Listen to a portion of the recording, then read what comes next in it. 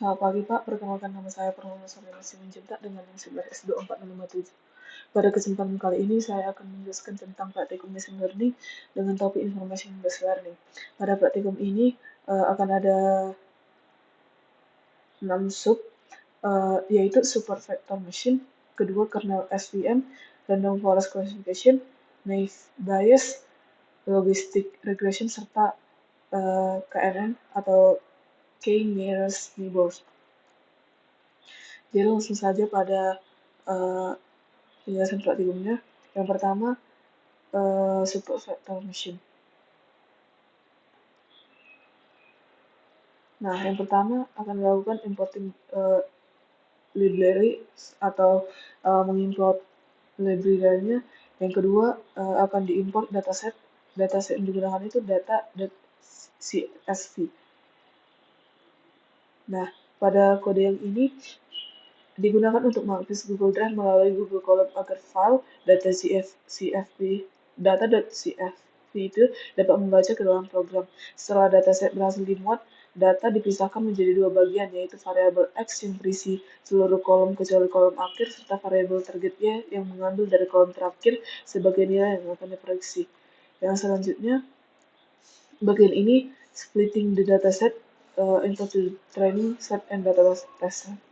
Nah, pada kode ini dilakukan pembagian dataset menjadi dua bagian, yaitu 75% sebagai data latih dan 25% sebagai data uji dengan bantuan time test split. Penggunaan random state sama dengan 0 ini bertujuan agar proses pembagian data menghasilkan susunan yang sama setiap kali kode dijalankan sehingga hasil tetap konsisten.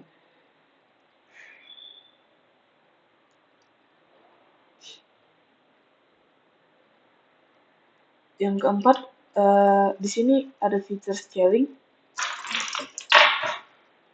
Nah, kode ini menerapkan proses standarisasi fitur menggunakan standar scalar, parameter statistik seperti rata-rata dan simpangan baku dihitung dari data latih melalui proses splitting, kemudian digunakan untuk transformasi data latih dan data uji. Data uji itu tidak di-feed ulang, melainkan hanya transformasi dengan parameter yang sama agar skala tetap konsisten serta mencegah terjadinya kebocoran informasi atau data leakage. Yang selanjutnya, di sini ada training di kernel SVM model on the training set. Jadi kode ini memanggil ke kelas SVM dan library scalonnya, lalu membentuk model support vector classifier dengan kernel LBF. Model tersebut kemudian dilatih menggunakan data training agar dapat menjadi pola dalam data dan membangun model klasifikasi. Yang selanjutnya, making the confusion matrix. Nah, pada bagian ini digunakan untuk mengevaluasi kinerja modul kernel SVM itu yang telah dilatih dengan cara menggunakan prediksi pada data uji, menggunakan predict, kemudian membandingkannya dengan label asli menggunakan confusion matrix, serta menghitung tingkat akurasi menggunakan accuracy score. Nah, output yang 102, 5, 3, 6, 1 ini menunjukkan 102 dan 61 prediksi benar pada masing-masing kelas dengan 5 dan 3 kesalahan klasifikasi. Sedangkan nilai akurasi sebesar 0,9532 menandakan sekitar 95,32% prediksi model sudah tepat sehingga performanya tergolong sangat baik.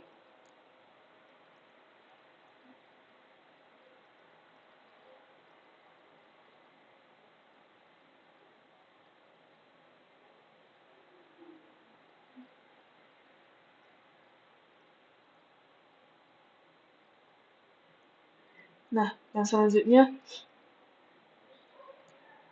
adalah karena SVM. Sama tadi seperti sebelumnya, pertama dilakukan importing library dan importing datasetnya.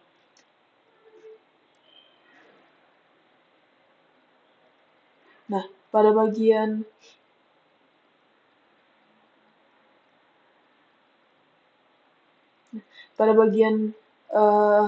splitting the dataset ini, kode ini melakukan pemisahan dataset menjadi dua bagian, yaitu 75% sebagai data pelatih dan 25% data pengujian dengan memanfaatkan train test split menerapkan random state.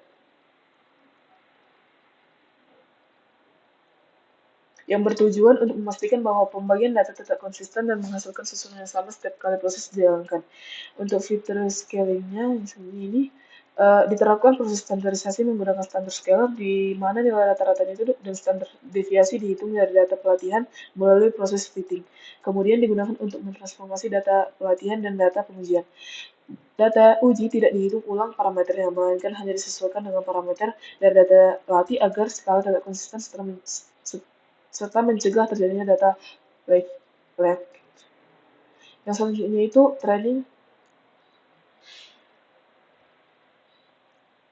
Di bagian trainingnya ini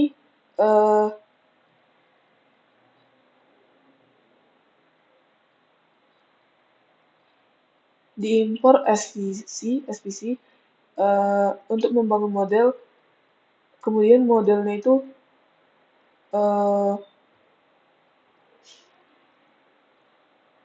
akan mengukur kualitas penyusunan data serta random state agar hasilnya konsisten. Nah, selanjutnya model dilatih menggunakan data training untuk mempelajari pola klasifikasinya. Untuk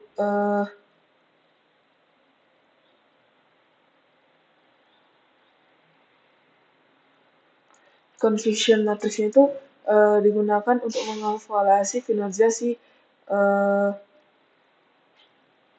kernel SVM-nya.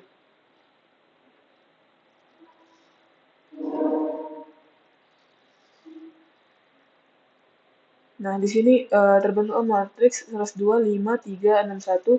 Si 102 dan 61-nya itu prediksi benar pada masing-masing kelas, sedangkan yang 5 sama 3-nya itu kesalahan klasifikasi, sedangkan nilai akurasinya itu sebesar 0,9532, yang berarti sekitar 95,32%. Prediksi modul sudah tepat sehingga performa data gorong cukup baik. Selanjutnya untuk random forest classification. Yang pertama di sini sama seperti sebelumnya, diimport library dan datasetnya terlebih dahulu. Selanjutnya untuk splitting the datasetnya itu dilakukan pemisahan menjadi dua bagian, yaitu 75% sebagai data pelatihan dan 25% sebagai data pengujian dengan memanfaatkan trains test split.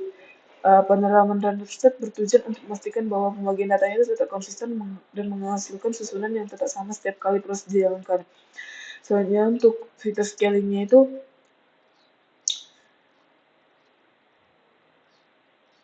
nah, di sini diterapkan proses standarisasi menggunakan standar scalar, di mana nilai rata-rata dan standar deviasinya itu dihitung dari data pelatihan melalui proses fitting, kemudian digunakan untuk mentransformasi data pelatihan dan data pengujian. Data itu tidak dihitung ujung parameternya, melainkan hanya menyesuaikan dengan parameter dari data latih agar skala tetap konsisten serta mencegah terjadinya data leak.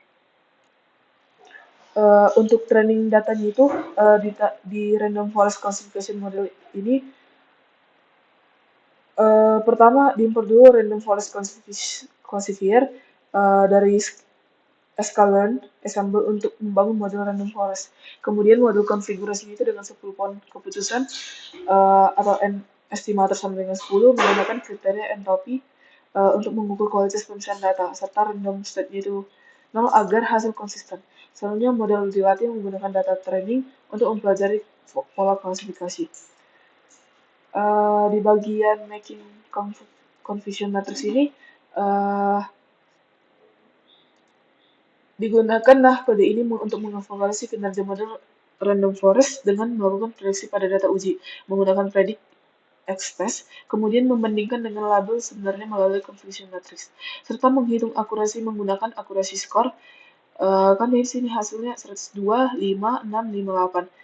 Menunjukkan yang 102 dan 58 itu prediksi benar pada masing-masing kelas, serta 5 dan 6 itu kesalahan klasifikasi. Jadi akurasinya itu 0,9356, berarti sekitar 93,57%. Prediksi modelnya itu sudah tepat sehingga performanya tergolong cukup baik. Nah, di bagian ini ada visualizing second decision tree in the random forest. Nah, kode ini disusun untuk menampilkan visualisasi salah satu pohon keputusan dari random forest yang sudah dilatih. Nah, prosesnya itu dimulai dengan mengimpor library yang dibutuhkan seperti export graphics, image, dan Python Plus, lalu mengambil salah satu pohon dari classifier estimator. Pohon tersebut kemudian diekspor ke format dot menggunakan export graphics dengan pengatur tertentu sebagai penamaan fitur dan kelas. Nah, setelah itu dikonversilah menjadi grafik menggunakan Plus dan menampilkan dalam bentuk gambar PNG pada output color. Nah, inilah hasilnya. Dia sudah dibagi-bagi menjadi kelas-kelas dan terbentuklah seperti ini.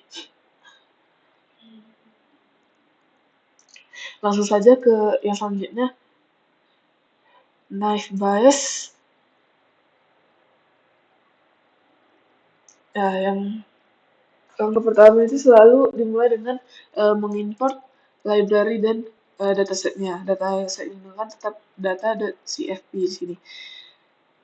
Nah, untuk splitting datasetnya itu dilakukan pemisahan pelatihan sebesar 70% dan pengujian sebesar 20%.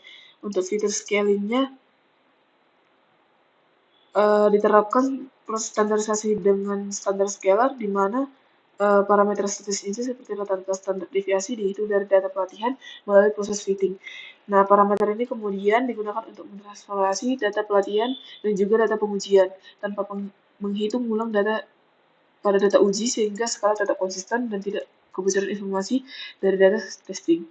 Yang selanjutnya itu training menggunakan naive Bayes.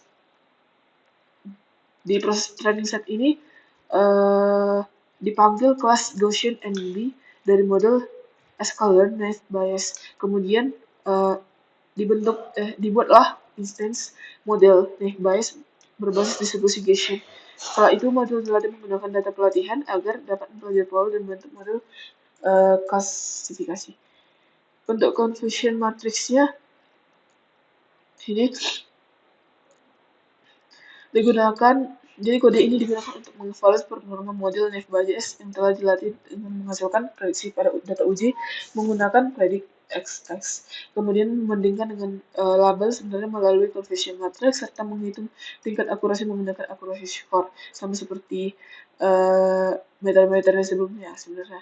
Nah, di sini hasilnya 99, 8, 2, 62 menunjukkan terdapat 99 dan 62 prediksi benar pada masing-masing kelas dengan 8 dan 2 kesalahan klasifikasi sedangkan nilai akurasi sebesar 0,9415 yang berarti 94,15% itu prediksi model sudah tepat sehingga kinerjanya tergolong baik. Di sini juga terdapat visualizing si confusion matrix yang tadi. Jadi di bagian ini akan ditampilkan confusion matrix dalam bentuk visual heatmap menggunakan Seaborn heatmap. Nah, nilai maksud ditampilkan langsung pada sel sama dengan true dengan format bilangan bulat serta menggunakan gradiasi warna biru agar lebih mudah dibaca. Sebuah X itu dari diberi label predict, label dan sumbu Y true label untuk memprediksi interpretasi kemudian grafik itu ditampilkan dengan plt.show.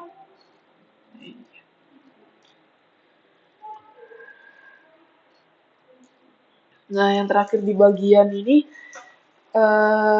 adalah classification report, yang dimana di sini dipanggil fungsi classification report dari sklearn matrix untuk menampilkan laporan evaluasi model secara lebih rinci. Laporan ini menyajikan metrik penting seperti precision, recall, F1 score, dan support pada setiap kelas, serta akurasi keseluruhan sehingga memberikan gambaran yang lebih lengkap mengenai performa model klasifikasi. Yang selanjutnya, bagian kelima kita masuk ke logistic irrigation. Sama seperti bagian sebelumnya dilakukan importing library dan importing dataset. Dataset ini di sini digunakan data.cfp. Namun di sini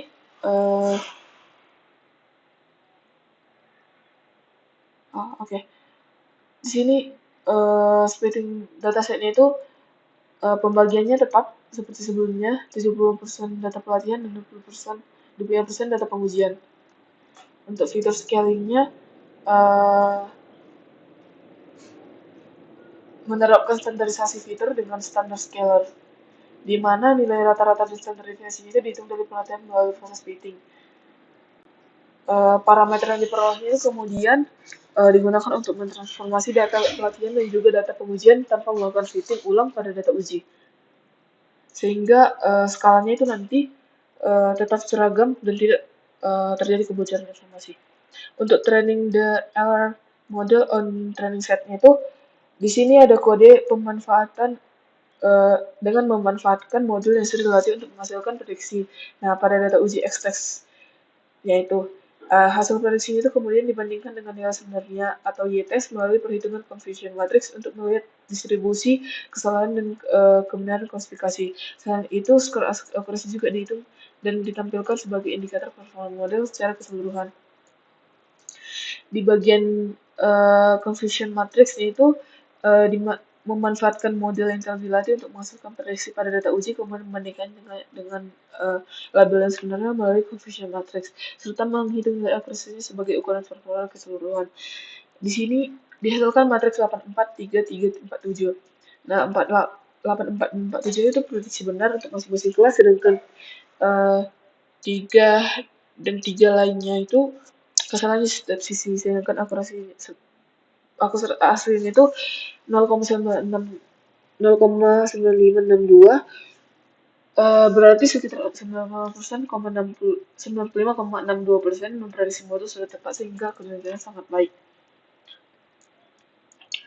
Nah, untuk visualisasi hasil trainingnya itu ini digunakan untuk menampilkan visualisasi di sisi boundary dari model regresi logistik pada data training dengan memanfaatkan dua fitur, yaitu clamp thickness dan uniformity of cell size. Prosesnya itu dimulai dengan membuat mesh grid. Jadi kotak itu dengan tentang kedua fitur tersebut, kemudian menghitung probabilitas prediksi pada setiap titik grid menggunakan parameter model yang telah dilatih. Nah, hasilnya itu divisualisasikan dalam bentuk kontur yang membedakan area tiap kelas, lalu ditumpuklah dengan titik-titik data training asli sehingga terlihat jelas bagaimana model memisahkan dan mengklasifikasikan data berdasarkan kedua fitur tersebut. Nah, yang selanjutnya itu di sini ada visualisasi hasil tesnya. Materinya sebenarnya sama dengan visualisasi yang hasil training tadi.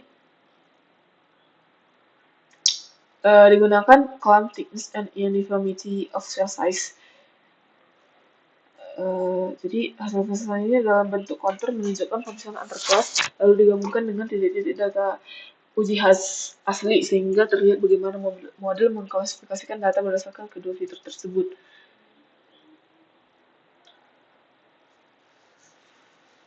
Nah, yang selanjutnya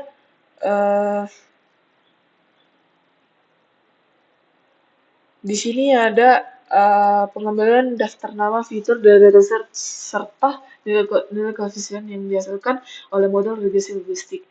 Nah, ini kemudian menampilkan masing-masing fitur serta besar koefisiennya. Informasi ini menunjukkan seberapa kuat dan ke arah mana positif kah atau negatif kah setiap fitur memenuhi hasil prediksi. Semakin besar nilai koefisien secara absolut, semakin besar pula pengaruh fitur tersebut terhadap peluang suatu kelas prediksi model.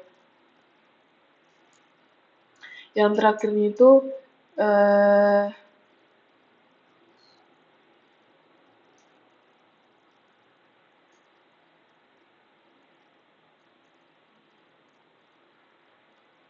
yang terakhir di bagian ini adalah visualization of maximum likelihood estimation dan sigmoid function. Nah, di bagian ini didefinisikan sekaligus menampilkan grafik fungsi sigmoid sebagai komponen utama dalam logistik. Awalnya fungsi sigmoid itu dibuat secara matematis, lalu dibangkitkan nilai Z untuk merepresentasikan hasil kombinasi linear antar fitur dan koefisiensi model. Nilai Z tersebut kemudian diubah menjadi probabilitas penggunaan fungsi sigmoid dan divisualisasikan dalam bentuk kurva. Ditambahkan pula garis referensi pada Z sama dengan 0 yang probabilitasnya 0,5 untuk memperlihatkan bagaimana setiap nilai Z itu dipetakan ke rentang probabilitas antara 0 sampai 1. Jadi berikutlah hasil grafik visualisasi sigmoid. Lanjut ke yang terakhir, sebab atau bagian di K-nearest neighbor atau KNN.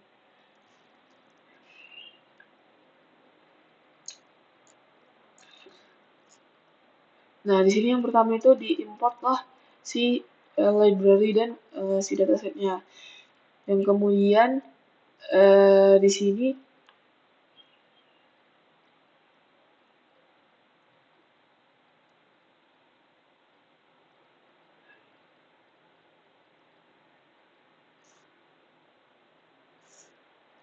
diimport lagi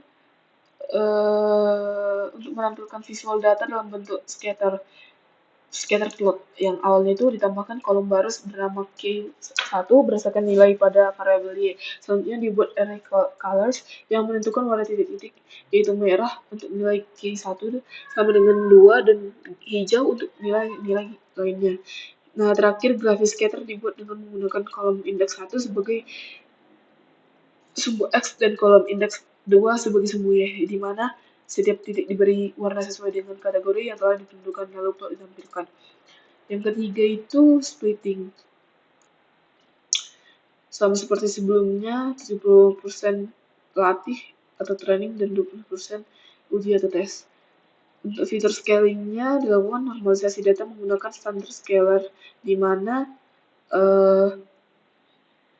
data training di feed dan ditransformasi untuk menghitung mean dan standar deviasi, lalu data di testing hanya ditransformasi menggunakan parameter yang sama agar konsisten dan menghindari data leakage. Nah, selanjutnya di proses training K-nearest neighbor dipanggillah kelas K-neighbors classifier dengan scalar neighbors, kemudian membentuk model K-nearest neighbor dengan jumlah tetangga terdekat sebanyak 3. Nah, model ini menggunakan jarak Euclidean sebagai ukuran kedekatan. Setelah itu, model dilatih menggunakan data pelatihan X-train dan Y-train agar dapat melakukan proses klasifikasi berdasarkan kedekatan jarak antar data. Di bagian confusion matrix digunakan kode untuk menguji performa model K-nearest neighbor dengan menghasilkan prediksi pada data uji, lalu membandingkannya dengan label sebenarnya melalui confusion matrix. Hasilnya itu 104, 3, 7, 5, 7. 104 dan 57 itu prediksi benar dan masing-masing kelas 3, 7 itu kesalahan klasifikasi. Skor akurasi 0,9415, berarti sekitar 94,15% prediksi model itu sudah tepat sehingga kinerjanya tergolong sangat baik. Nah, berdasarkan seluruh proses yang telah dilakukan, dapat disimpulkan bahwa tahapan dalam pembangunan modul machine learning itu dimulai dari persiapan data, seperti menghubungkan file ke collab, memisahkan fitur dan target, dan membagikan data training dan testing, serta melakukan normalisasi agar skala data konsisten dan tidak terjadi data leakage. Selanjutnya, sebagai algoritma klasifikasi sebagai regresi logistik, K-nearest neighbor, super vector machine, random forest, naive Bayes dilatih menggunakan data training untuk mempelajari pola. Performa masing-masing model itu kemudian dievaluasi menggunakan confusion matrix, akurasi, qualification report, serta divisualisasikan melalui decision boundary dan heatmap untuk memahami cara model klasifikasi data. Secara